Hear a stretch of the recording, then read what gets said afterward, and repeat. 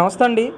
మరి జగన్మోహన్ రెడ్డి గారు మాట్లాడుతూ వైసీపీలో ఉన్న కమ్మ కులస్తుల్ని ఈరోజు చంద్రబాబు నాయుడు గారు టార్గెట్ చేసి అరెస్టులు చేస్తూ ఉన్నారు, అక్రమంగా కేసులు పెడతా ఉన్నారు, కొత్త సాంప్రదాయానికి తెరదీస్తూ ఉన్నాడు అని చెప్పేసి జగన్మోహన్ రెడ్డి గారు వ్యాఖ్యలు చేస్తూ ఉన్నారు. ఏ విధంగా రియాక్ట్ అవుతారు అసలు వ్యాఖ్యల మీద?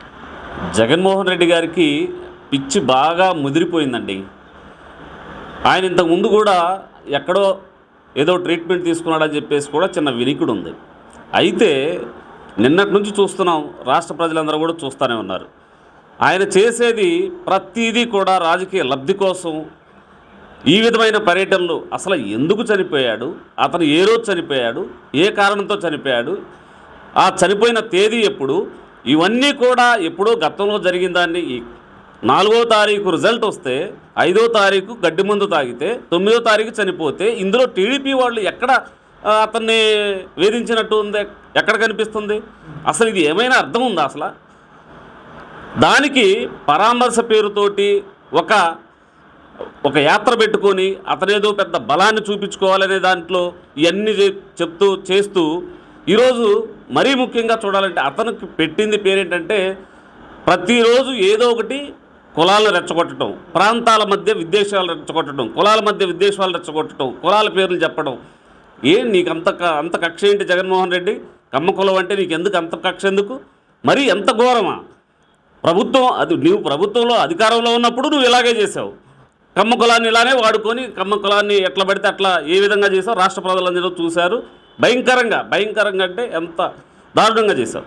మరి ఈరోజు ప్రతిపక్షంలో ఉన్నా కానీ అదే కమ్మ కులాన్ని నీ ఇష్టం వచ్చినట్టుగా వాడుకొని నీ రాజకీయ లబ్ధి కోసం అసలు వాళ్ళు ఏం తెలియని అమాయకుల్లాగా, వాళ్ళు ఏమి తప్పు చేయనట్టుగా, అసలు పోసాని కృష్ణమురళిని ఏం తప్పు చేయలేదు, వల్లభనేని వంశీ తప్పు చేయలేదు, కొడాలి నాని తప్పు చేయలేదు, తలసిల రఘురాం తప్పు చేయలేదు, దేనేని అవినాష్ తప్పు చేయలేదు. వీళ్ళందరినీ తప్పు చేయకుండానే ఈ వ్యవస్థలు, పోలీసులు, కేసులు ఇవన్నీ అయినాయి అంటారా?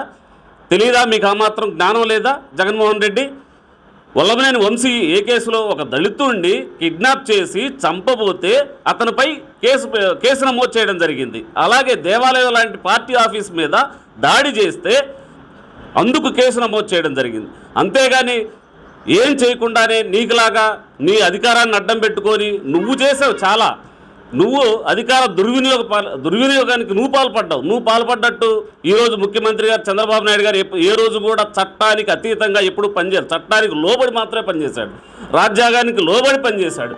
అంతేగాని నీకులాగా అధికారాన్ని ఉపయోగించుకోవాలి, నీకులాగా చేయాలి అని అంటే ఇంకా చాలా చేయొచ్చు. కానీ చంద్రబాబు నాయుడు గారు అలాంటి పనులు చేసే మనిషి కాదు. రాజ్యాంగానికి లోబడి మాత్రమే పనిచేసే వ్యక్తి. అలాగే వల్లభనేని వంశీ తర్వాత పోసాని కృష్ణమురళి ఉన్నాడు. పోసాని కృష్ణమురళి ఏం చేశాడండి? అతను తిట్టిన బూతులు ఏంటండి? గౌరవ పవన్ కళ్యాణ్ గారిని ఎలా తిట్టాడు, లోకేష్ గారిని ఎలా తిట్టారు, చంద్రబాబు నాయుడు గారిని ఎలా తిట్టారు?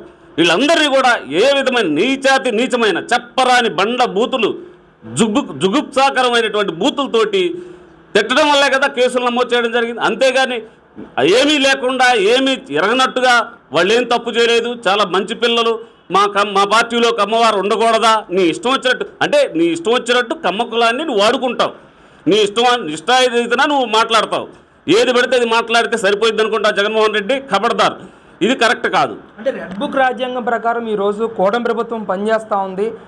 కార్యకర్తల నుంచి అధికారుల వరకు, నాయకుల వరకు కూడా ఈరోజు అక్రమంగా కేసులు పెడతా ఉన్నారని చెప్పేసి కూడా పెద్ద ఎత్తున ఆయన ప్రచారం చేస్తున్నారు. ఇదంతా అబద్ధం అండి. అసలు చంద్రబాబు నాయుడు గారు కేసులు పెట్టాలి, నిర్బంధించాలి, వైసీపీ పార్టీని లేకుండా చేయాలి అని ఆయన కనుక ఒక్క ఆలోచన చేస్తే అసలు ఈరోజు ఆ పార్టీ ఉండదు. కానీ చంద్రబాబు నాయుడు గారు అలాంటి వ్యక్తి కాదు, లోకేష్ బాబు గారు అలాంటి వ్యక్తులు కారు. చట్టానికి, రాజ్యాంగానికి లోబడి మాత్రమే పనిచేసే వ్యక్తులు. ఎవరైతే చట్టాన్ని మితిమీరి ఎవరైతే తప్పు చేశారో వాళ్ళందరినీ పనిపడతామని చెప్పాను తప్ప ఎవరో అమాయకుల్ని లేదా ఆ ఊరికే అవతలని మొత్తాన్ని మనం ఏదో చేయాలని చెప్పేసి మాత్రం ఏనాడు వాళ్ళు చెప్పలేదు. చట్టానికి అతీతంగా ఎవరైతే తప్పు చేశారో, ఎవరైతే బూతులు మాట్లాడారు, ఎవరైతే ఇష్టానురీతిన ప్రవర్తించారో వాళ్ళందరినీ శిక్షిస్తామని మాత్రమే చెప్పారు. అదే ఈరోజు ఈ పరంపర జరుగుతుంది. అంతే తప్ప నువ్వేదో వచ్చి ఏమి ఎరగని పిల్లోడు వచ్చి నాకేం తెలియదు, మీరు వేసేదంతా తప్పు అని చెప్తున్నట్టుగా నువ్వు చెప్తుంటే దెయ్యాలు వేదాలు వల్లించినట్టుగా ఉంది నీ ప్రవర్తన ఇది.